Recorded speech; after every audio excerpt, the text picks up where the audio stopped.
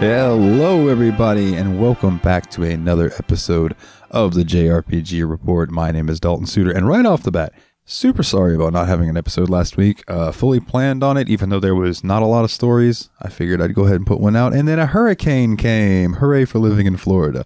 So yeah, that was fun. Lost a couple trees, but no damage to anything other than my back having to cut it all up and move it, but that's all right. Nothing I'm not used to living down here. So again, apologies, but still not a lot of, we got some like decent news about some great games, but not a ton. Well, we're going to get into it right off the bat right here with Final Fantasy XVI will be a PlayStation 5 exclusive for 6 months. There's a new hint that Final Fantasy XVI will only temporarily be a PlayStation 5 exclusive, thanks to a Play Like Never Before PS5 trailer. Sony's video features a clip of the game at the 15-second mark. When the footage is shown, it noted a 6-month exclusivity period. The video also confirmed a summer 2023 launch window. As a reminder, Final Fantasy XVI wouldn't be the only Square Enix Final Fantasy game to only be a temporary PlayStation exclusive. Final Fantasy VII Remake was as well. Its period initially lasted a year. When it was about to launch, Square Enix noted it would be on the PS4 until April 10th, 2021. The PS5 Final Fantasy VII Remake ENgage version then debuted on June 10th, 2021. It showed up on PCs shortly after on December 16th, 2021. And this comes after a number of other announcements related to the game. For example, details about the difficulty levels came up, and a demo was also confirmed. Final Fantasy XVI will come to the PlayStation 5 in summer 2023. We'll find out its release date in 2022, and there's no exact release date yet, but after it does launch, it could show up on other platforms after the 6-month exclusivity period is up. And speaking of Final Fantasy, Square Enix has released a new trailer, screenshots, and general FAQ for Crisis Core Final Fantasy VII Reunion. The trailer, dubbed More Than a Remaster, highlights the game's graphics overhaul, newly arranged soundtrack, and fully voiced dialogue in English and Japanese, and updated combat system. The FAQ, which was released alongside the game's resolutions and frame rate details for each platform, dives into the challenges regarding the PC port, developing a game for multiple platforms, and more. So I'm not going to go into the resolutions and frame rates for each platform, but they are pretty impressive. If you would like to look these up, I did retweet this article over on the JRPG Report's Twitter, at JRPG Report. So definitely check that out if that is something that interests you. I will run through some of the questions from the FAQ though. So first question, what are the main differences between the PC and the console versions? And the answer was there are no differences in the actual game content between the PC and console versions. However, the PC version has additional detailed graphical settings, which allow the user to tailor the screen settings to their own PC hardware setup. In addition, it also supports keyboard and mouse controls for PC users. We have added in separate key configuration options for keyboard and mouse play on top of the controller configuration settings, allowing players to customize their preferred control method how they like. Have there been any particular challenges regarding the PC port? We used a game engine designed to support multiple platforms, so it was comparatively easy to get the game itself running. However, PC version players will be playing on numerous different hardware environments, so it was quite hard to support all of those. In particular, as there are many possible displays with different screen resolutions and different types of keyboards, we needed to implement the game systems in a way that would work with all various different combinations we could envisage. In addition, the original game was developed for consumers' console platforms and designed to be playable using a controller, so we needed to adapt it to play comfortably with keyboard and mouse controls as well. The original PSP version was running in 480 by 272 pixels.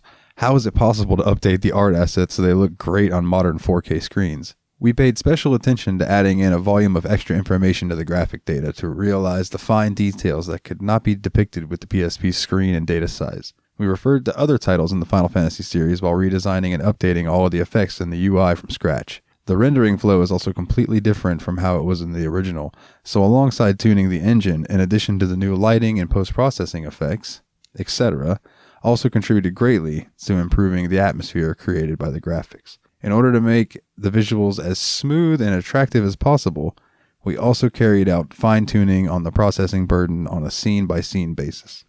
And if you're interested in hearing more of this FAQ, or reading it, definitely go check out this article that I retweeted, because there's some interesting stuff if you're interested in the behind-the-scenes of these games. So up next, the 1.02 patch is live for Soul Hackers 2, and the update adds the extra demons and the dash function that Atlas promised. The developer said at the beginning of October 2022 that it intended to offer more quality of life additions. At the time, there was only a general November 2022 release window. Now that the month really kicked off, all the extra characters and the features are there. All 4 demons coming to Soul Hackers 2 are returning characters. Aitvaris, Isis, Neko Shogun, and Pixie all appeared in multiple Shin Megami Tensei mainline games and spin-offs. However, this version of Pixie will look a little different. She's specifically referred to as the Soul Hackers version of the demon. Also, the dash function won't be the only way to speed up Soul Hackers 2 gameplay. When taking part in a fight, people can now choose Speed Up to increase the pace. Soul Hackers 2 is available for the PS4, PS5, Xbox One, Xbox Series X, and PC, and people can update to patch 1.02 immediately. Moving right along, Bandai Namco and Aquaria have announced Sword Art Online Last Recollection, set to release for PlayStation 5, PlayStation 4, Xbox Series X and S, Xbox One, and PC via Steam in 2023. The Last Recollection is a new RPG set in an alternate version of the franchise's Alicization War of the Underworld arc, featuring a new original character named Dorothy. It features single-player gameplay along with cooperative online multiplayer for up to 4 players. The game will support Japanese audio with English, French, Italian, German, European Spanish. I was like, European, that's weird, but I didn't complete that. Yeah, European Spanish, Russian, Brazilian Portuguese, neutral Spanish, traditional Chinese, simplified Chinese, Korean, and Japanese subtitles. The announcement trailer, description, and screenshot sets can be found via Bandai Namco. They're on their Twitter, and I believe on their YouTube. And I believe this is the official announcement for it. Leading video game publisher and developer Bandai Namco Entertainment America Inc. today announced Sword Art Online Last Recollection will be releasing on PlayStation 5, PlayStation 4, Xbox Series X and S, Xbox One, PC via Steam in 2023. The game is the latest installment in the Sword Art Online series and the culmination of the alternate storyline arc that first kicked off with 2013's Sword Art Online Infinity Moment. For the 10th anniversary celebration, Sword Art Online Last Recollection will feature the largest number of characters and episodes in the series. Sword Art Online The Last Recollection follows beloved series protagonist Kirito and his friends as they embark on a new adventure that's distinct from the War of the Underworld story arc from the original novel and anime series. The game features new battles with evolved high-speed combat and cooperative gameplay for up to 4 players. As the adventure begins, our heroes journey to the underworld, where rising tensions between the human realm and dark territory is brewing, threatening to plunge the virtual world of humans and AIs into war. Unbeknownst to our heroes, these developments are in the final stages of the Alicization project, a secret experiment carried out by humans in the real world to instigate war in the virtual world to force the evolution of AI through brutal warfare. We join Kirito and his allies as they fight to resist the impending tragedy of war. With the largest number of characters and episodes in the series history, players won't want to miss the engaging action and co-op fun in Sword Art Online Last Recollection, said Savannah Ho, Associate Brand Manager, Bandai Namco Entertainment America Inc. Returning fans and new gamers alike are sure to enjoy the soul and passion of the expansive story that has drawn countless fans to the series over the last decade. So that sounds pretty cool. I like Sword Art Online. I think it's a cool show, and I own the games. I just haven't gotten to them yet. Shocker. I know. Anyways, Bandai Namco has released a new trailer for One Piece Odyssey, showcasing the world of Water 7.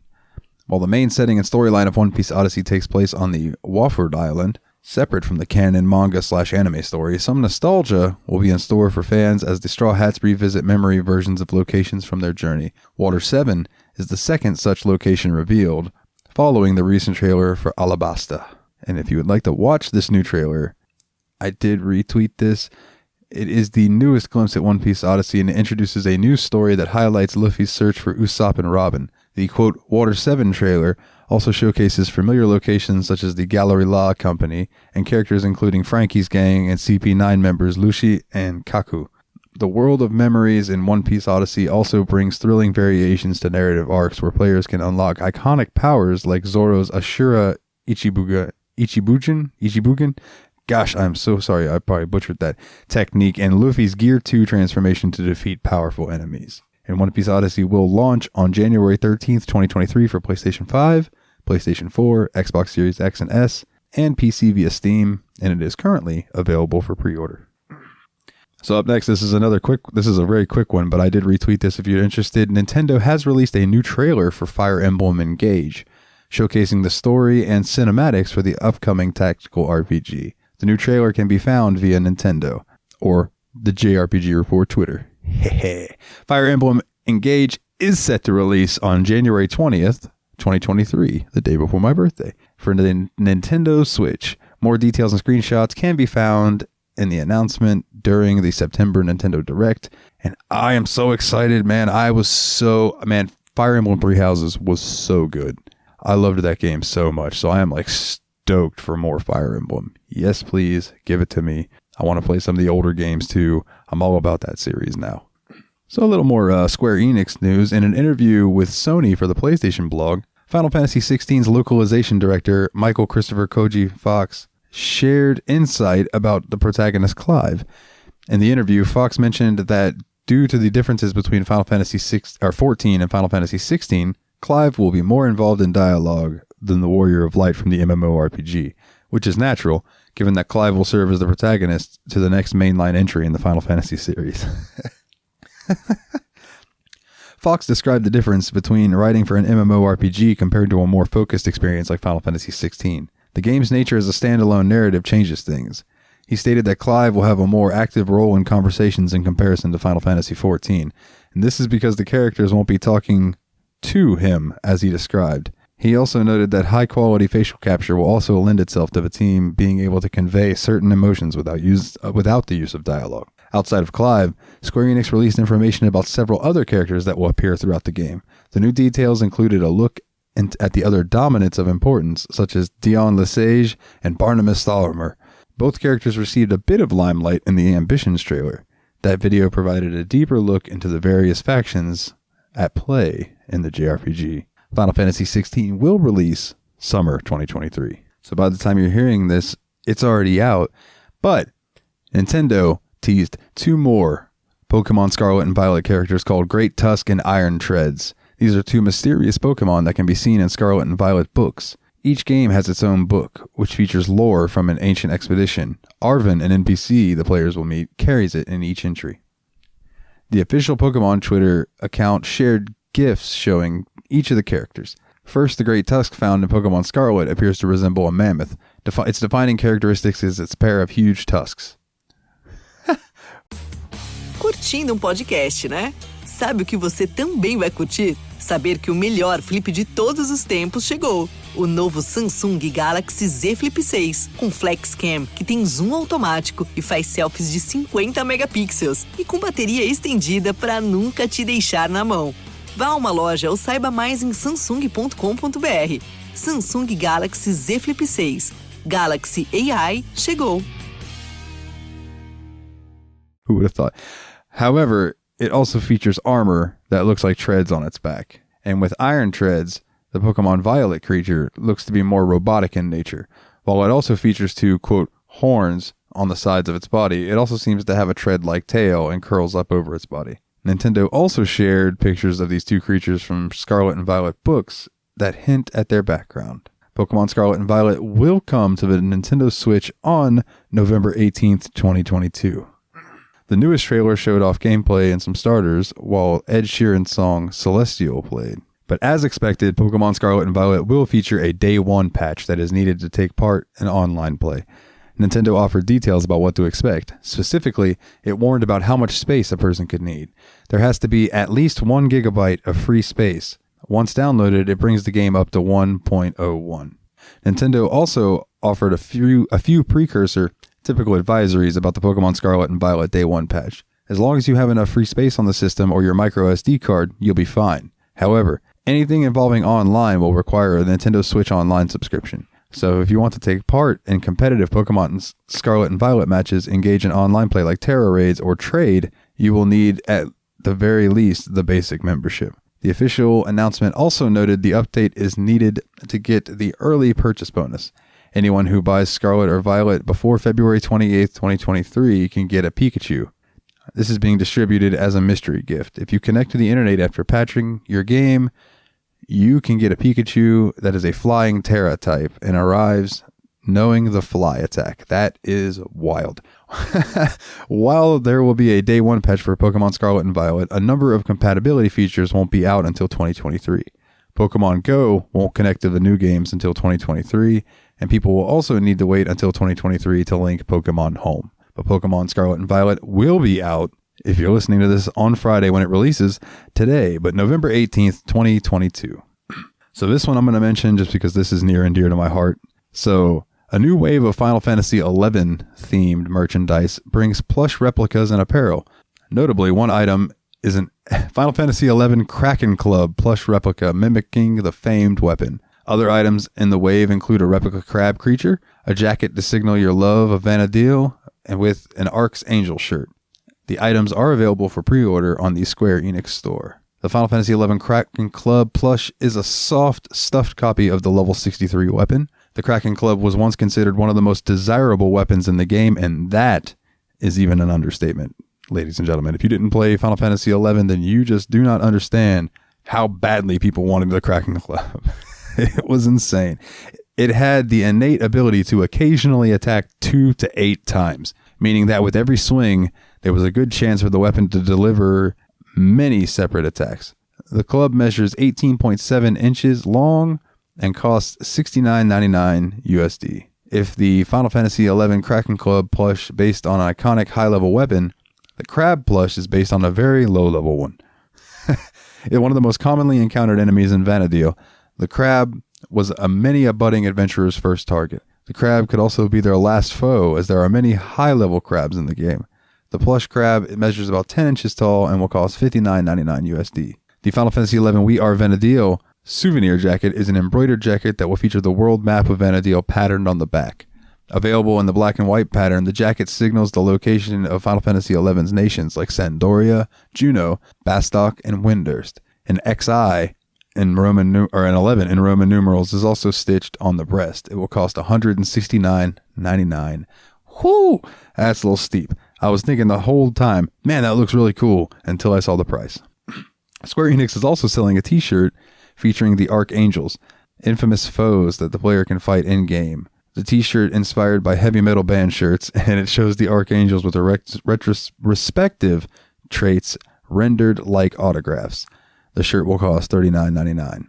Final Fantasy XI is playable on the PC with an ongoing login campaign that rewards an Ixion mount. So developer Neon Falcom is set its target for the next Ys game release date, September 30th, 2023. The info was released in the company's latest earnings report for the fiscal year 2022. The game will release on PS4, PS5, and Nintendo Switch. Though Neon Falcom revealed it as early as June 2022, it has not yet revealed the title of the new Ys game. So far, only some concept art is available. It should be noted that September 30th is the end of the company's fiscal year. With that in mind, the stated target release date for September 30th, 2023 could be more of a placeholder. The latest earnings report does confirm that the game's target platforms, which weren't specified in June. Whatever its name ends up being, the next Ys release will be the 10th numbered entry in the series. According to Neon Falcom president Toshihiro Kondo, the team is re-examining the gameplay and seeking to incorporate new ideas. These include elements that enable players to observe and adapt to enemy patterns in a one-on-one fashion that's reminiscent of Souls-like games. Oh, dang it.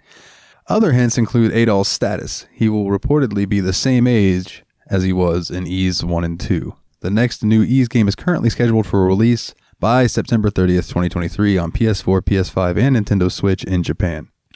International release plans have not yet been detailed.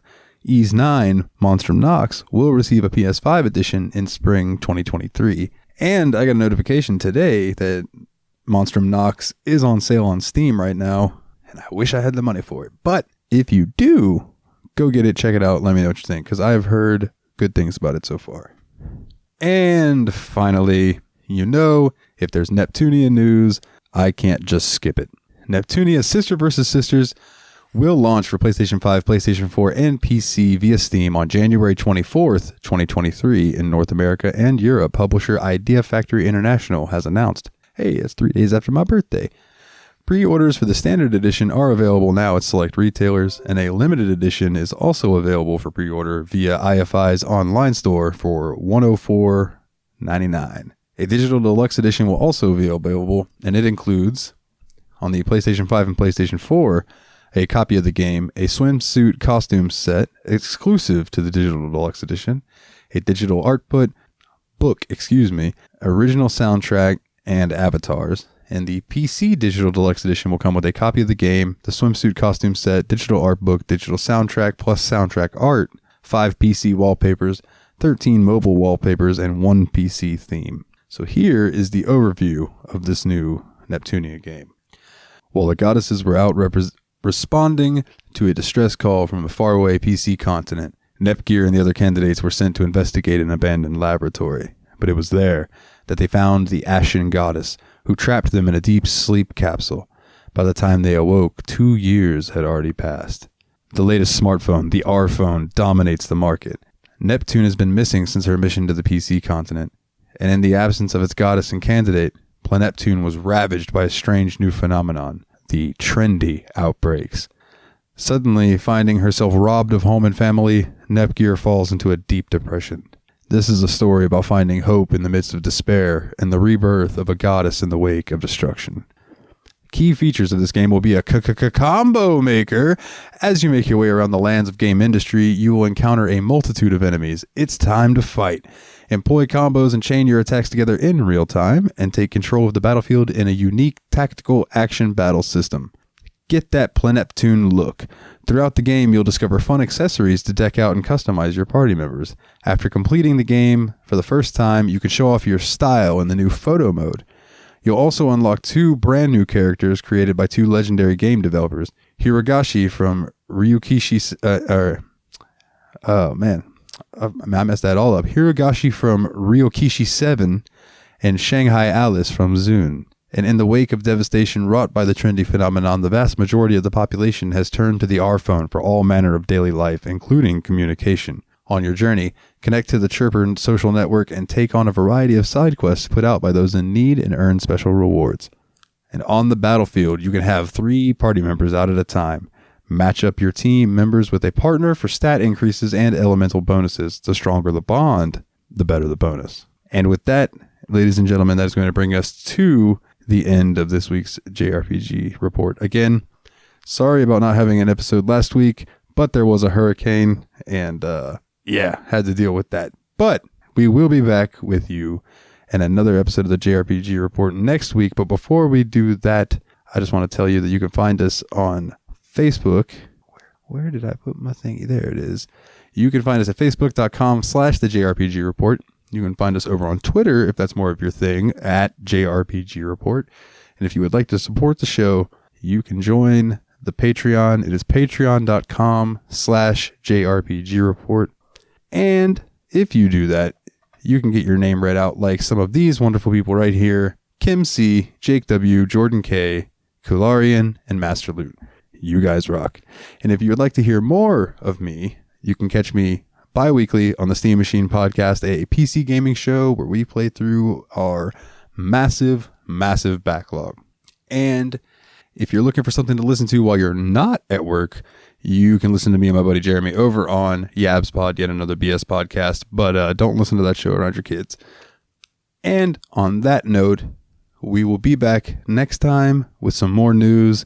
But until then, do me the biggest favor you could ever do for somebody. Get back out there and level up.